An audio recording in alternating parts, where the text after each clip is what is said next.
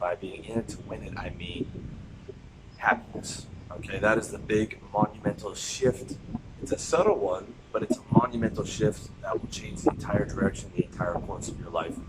When you equate success with happiness, and you measure success not by your financial bank account, but by your emotional bank account, by your consistent state every day. And I'm not saying that as a cop-out, like, you know, looking down on a billionaire for having lots of money, okay? Having lots of money is great because it's a tool for making it easier for you to be happy. And status makes it easier for you to be happy in the material world, okay? We're not talking about spiritual things within this video, although happiness does have a spiritual component.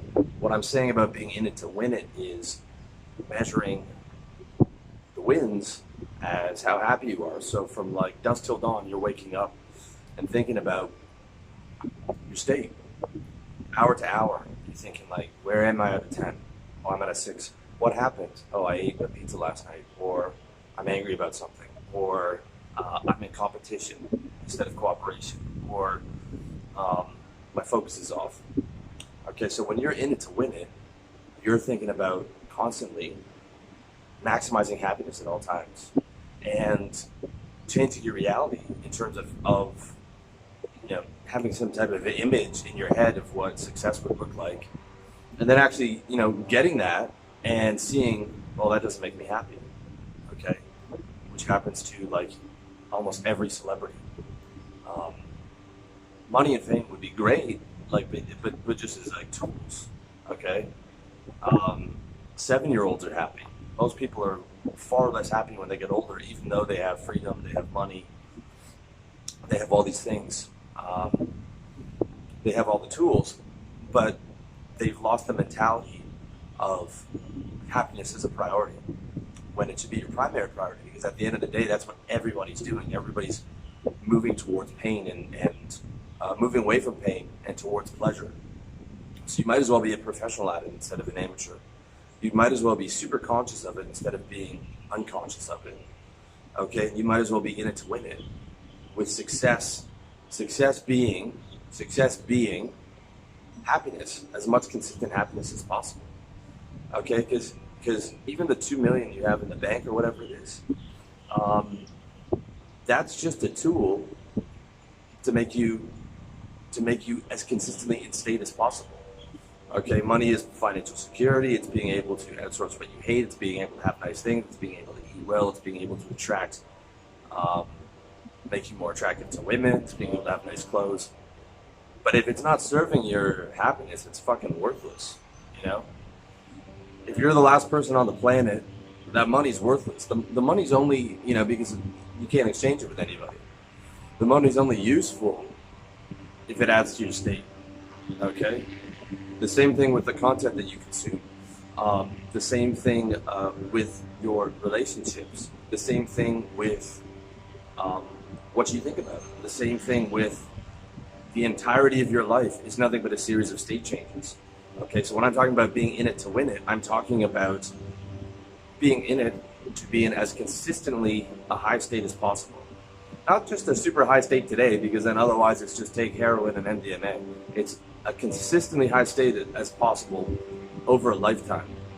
And that becomes your goal for winning, all right?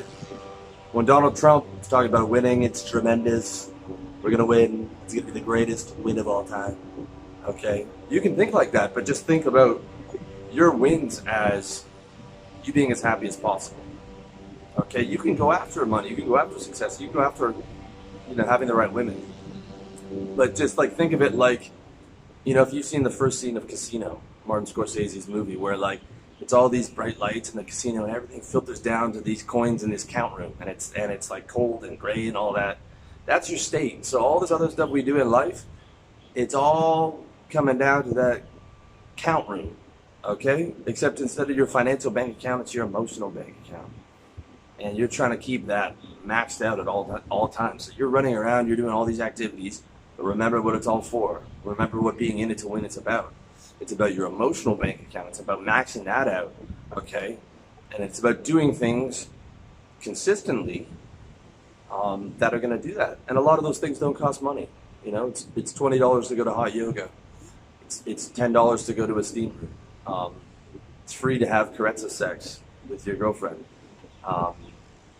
and on and on. Okay, so you want to have as many of those things in the day, as well as going real hard on your business to get money solved, because not having money solved will affect your state. It'll slap you down every single day of your life until you start to get money solved. By the way, the first step on getting that solved is 100K per year, 100K in the bank of your own business, because then you're not dependent on someone for revenue. All right, now you might have to take a state dip for the first 2 years of entrepreneurship because it's brutal. But what I'm saying is, for your consistent state, that is the most effective thing to do. That's still being in it to win it. Okay, I'm not saying you're gonna be happy all the time, but I'm saying it's like a calculated move that you know that's going to benefit you over the lifetime. You might have to suffer a bit more now to get up above that, you know, to get away from having to work a job and become an entrepreneur.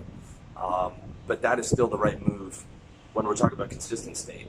So I try and think about it like I'm living 50% for today, 50% for the future. Okay? And don't believe all this bullshit about you have to live in the moment. No, dude. A lot of the time you want to live in the future. Okay, when you're grinding and you're killing yourself and you're going through another motherfucking 100 cold call day, you want to be thinking about what you're going to do with that money and what you're going to do when you're free and projecting into the future. Okay? Because if you're 100% living in the moment, you're a fucking dog. All right? That's what, you know, humans' ability to predict and think about and manage our futures is what got us to where we are right now. Okay? A dog purely lives in the moment and is completely reactive and runs on instinct. Okay?